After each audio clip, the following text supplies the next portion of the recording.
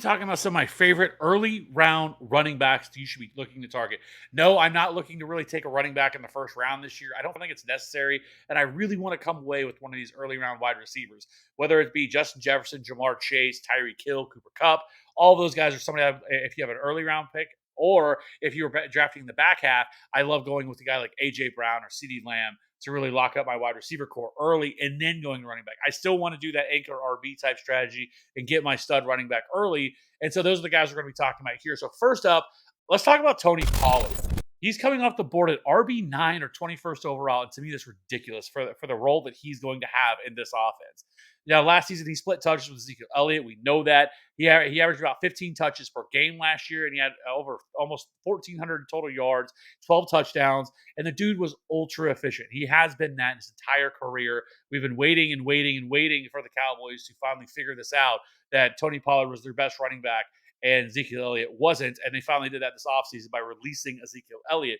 Like I talked about how efficient Tony Pollard was. He was fourth in yards per route run. He was fourth in breakaway run rate, eighth in yards created per touch, and his 5.4 yards per carry against a stacked front was 10th most among all running backs. And it's kind of weird with Pollard because you hear people talk about him like he's this scat back, like this small running back.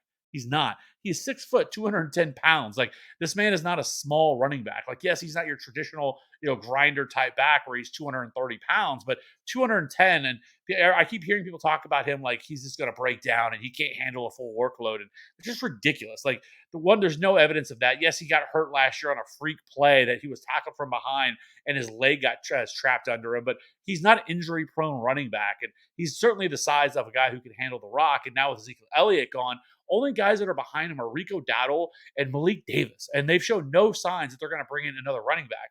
This is a Austin Eckler situation all over again from a couple of years ago, where Melvin Gordon left, and we'd been waiting and waiting for that to happen because we all knew what was the writing on the wall was that Austin Eckler was that dude. And once that happened, we saw Austin Eckler go off. But there were still the people that pushed back against, he can't score touchdowns. He's not going to score. He's not going to get the goal line work, blah, blah, blah.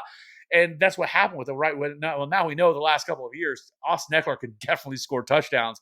And so Tony Pollard, I don't know why he's not going in the first round. He damn sure should be going up ahead of guys like Derrick Henry and even somebody that I'm about to talk about that I really like, and Nick Chubb. Like, he has the RB1 upside.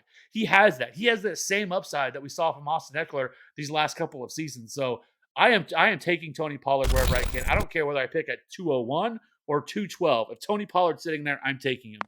That's how much I believe in Tony Pollard. But if for whatever reason you're not into Tony Pollard, let's talk about the next guy, and that's Nick Chubb, who I think also has a bullish case to be a really strong option this year at top 5 running back. 13th overall, or RB5 is his current ADP for Nick Chubb. Last season, he handled 64% of the opportunities, 7.3 target share. He handled about 20 touches per game last season. He was 12th in goal line carries. He had 1,500 rushing yards, 239 receiving yards, and 13 touchdowns. And he had the 6th most fantasy points per game.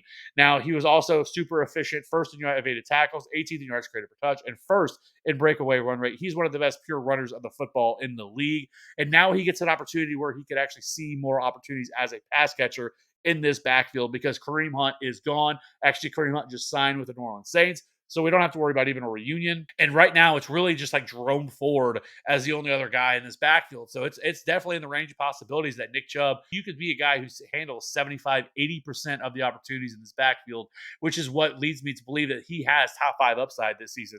And him going in the second round is also a really strong case to be made. He's also running behind one of the best offensive lines in the league, which is also very, nice feather in his cap. No other target competition from this backfield like Nick Chubb is going to handle it. This could be the first time we see him get, maybe even like 65, really crazy, maybe 70 targets, which would make him a smash play because of his touchdown equity and his touchdown upside. So for me, Nick Chubb is right there behind Tony Pollard, but Nick Chubb is a great pick in his own right as well. Let's keep it moving. Let's go to the third round, guys, and let's talk about Rhamondre Stevenson, currently coming off the board at 25th overall, or RB10. Last season, he had a 63% opportunity. He handled about 12.4 carries and 5.2 targets per game, which was third most among all running backs. He was also has 6 goal line carries, 38 red zone touches. had over 1,400 total yards, 6 touchdowns. He was 10th in fantasy points per game. He was also 6th in yards created per touch, 3rd in juke rate. Now, with Damien Harris gone, that is just one less mouth, especially somebody that on the goal line that took touches away from him, took away opportunities. Now, last season, Rhamondre Stevenson had 7 RB1 weeks last season. That's how good he was. Now, is he going to see the same type of target share that we've seen? I don't know. We've seen the Patriots and Bill Belichick kind of reference him as kind of being their Alvin Kamara in this offense. And right now, there's not a lot of other options. They have Kevin Harris, they have Pierre Strong that are going to take touches away from him. But this offense could obviously just be a little bit different in the way that they utilize their talent, right? Now, there's not a lot of other pass catchers. We're talking about Devontae Parker and Juju Smith-Schuster, Tyquan Thornton, and Hunter Henry that are the pass catchers here. So nobody that just obviously stands out. But Rhamondre Stevenson is a good pass catcher. But with Bill O'Brien coming in as the offensive coordinator, there could be some concerns that maybe they handle this a little bit differently. But Rhamondre Stevenson is in a very, very good spot this season. And if you can get him in the 3rd round, like I absolutely love that start. You can get your elite wide receiver in the 1st, and then you come back in the 2nd and you get Tony Pollard, and then you wrap around and grab Rhamondre Stevenson is chef's kiss of an opportunity here. And if Rhamondre Stevenson were happen to be gone by the time you pick, this next guy in Joe Mixon would also be another guy that I really love to take as well. And really, honestly, it's been kind of a roller coaster ride for me when it comes to Joe Mixon this offseason, because earlier in the offseason, I really wasn't excited about him. I kind of had him as an RB2. Didn't really know what the legal situation was. There was talking this could be like a Dalvin Cook situation where they just outright released Joe Mixon to save money. Well, he ended up taking a restructure, and he restructured his cap space, and he took a major restructure. I mean, he lost a ton of money to be able to stay here with the Bengals, to be able to stay and try to get a ring, which is admirable to do. But, in his current ADP, I still think it's too low. I have him ranked inside the top 10 now inside my current rankings, which we'll be releasing here very shortly. But he had a 73% opportunity share last year, and that is with Samaje Perine there. He was 11th in weighted opportunities, 826 rushing yards, 441 receiving yards, 9 touchdowns, and he was 7th in fantasy points per game last season with a 13.9% target share. He was also 12th in routes run and 11th in yards per route run last year, but he wasn't efficient as a runner, like at all. He was 43rd in yards created per touch, 47th in breakaway run rate. But there's a lot to take away from this. Now, with Samaje Perine gone, who saw a sizable amount of targets as well in his own right. Now, Joe Mixon has eyes set. I think Joe Mixon is a very safe pick, but also has a pretty decent ceiling as well, because he's going to be utilized in the passing game. If you look last year, Bengals targeted the running back position at the 7th highest rate in the league in 2022. And then Bengals also 62% pass rate was the 5th highest rate in the league last season for this offense, and nothing's going to change. They have improved their offensive line with adding Orlando Brown. I think they marginally improved their offensive line with adding Orlando Brown at left tackle, but volume is king. Like, yes, he's not going to be efficient, and we know this, right?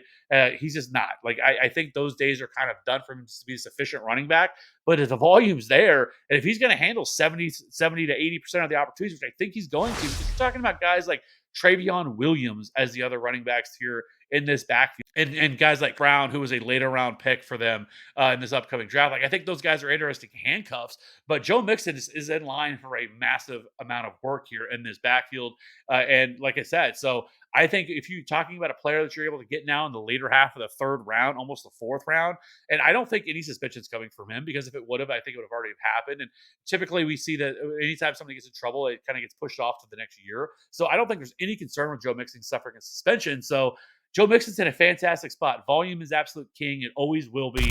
And that's what we should be looking to target. And if you can get Joe Mixon as a 3rd round pick, I'm about that life. Let's keep it moving. Let's talk about the last guy here in the 3rd round, and that is Jahmyr Gibbs, who is RB 15th or 36th overall. This is just a great spot. We know Jahmyr Gibbs is a fantastic pass catcher out of the backfield. Yes, he's going to see some work inside the goal line. It's a guy like David Montgomery. David Montgomery is definitely going to be utilized. But if you just look at what DeAndre Swift was able to do last year in this offense, like, I mean, he was productive here. He had over 70 targets last year. Did DeAndre Swift, was 10th most among all running backs, and that was only in 14 games.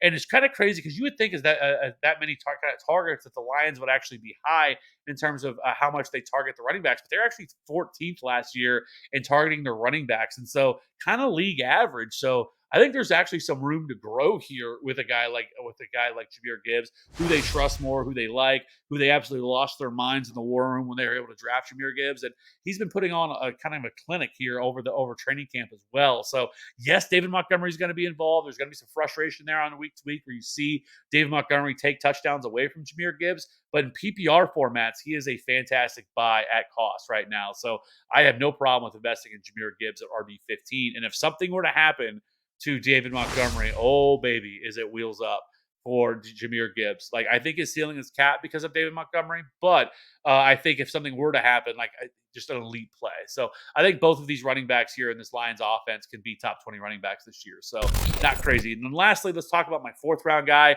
and that is Damien Pierce. Now, I'm not going to go super in depth. I actually just did a player profile on him. And actually, if you want to check out some other player profiles, we go in more in depth. We did one already on Jahmyr Gibbs, Rhamondre Stevenson, Tony Pollard, and Nick Chubb. So all these guys have their own player profiles where we dig a little bit deeper into their situation and talk about some other stuff like their O-line and kind of what you can expect. But this is more just an overview. Lastly, you have Damien Pierce, who I just did, but RB 19th or 48th overall. I cannot stop talking about this man. He is now crept up kind of at the very back half of the fourth round. So right now where he's being drafted. But this is a player last year that averaged almost 20 touches per game. He had over 1,000 total yards and 5 touchdowns, and that was only in 13 games. He handled 74.3% of the team's rushing share in this offense. Now, he was 11th in evaded tackles. He was second PFF elusive rating. He had a top 10 rushing grade according to PFF last year, and he was 12th in yards after contact per attempt. Now, this offensive line was not very good that he ran behind. 30th adjusted line yards, but they added Shaq Mason at right guard and drafted Juice Scruggs from Penn State in the second round. Obviously, getting C.J. Stroud as an upgrade to this offense. It's going to help Damien Pierce, and we've heard it all offseason, right? And through training camp, Damien Pierce is the guy.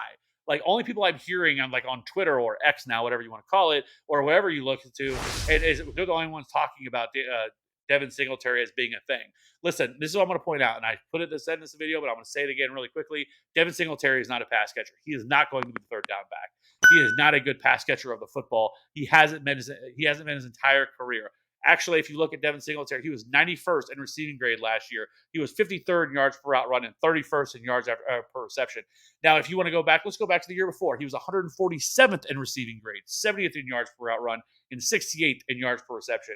Devin Singletary, not a pass catcher of the football. I like Damien Pierce a lot, and I think that he's somebody that is being undervalued because he got injured, because he plays for the Houston Texans, who I think that offensive line, better a quarterback upgrade. I think there's a lot to like here with Damien Pierce. So that is the other guy that I definitely have no problem taking at the back half of the fourth round. I think the ceiling is very high. I think he can finish as a top 10 running back this season in this offense for everything I just said. So those are the guys I want to hit on. Those are the early down running back. Yes, I didn't mention some other guys' names that people are going to have a problem with, but let me know in the comment section below what you think about these guys. Let me know in the comment section below. We'll see you on the next one. Bye.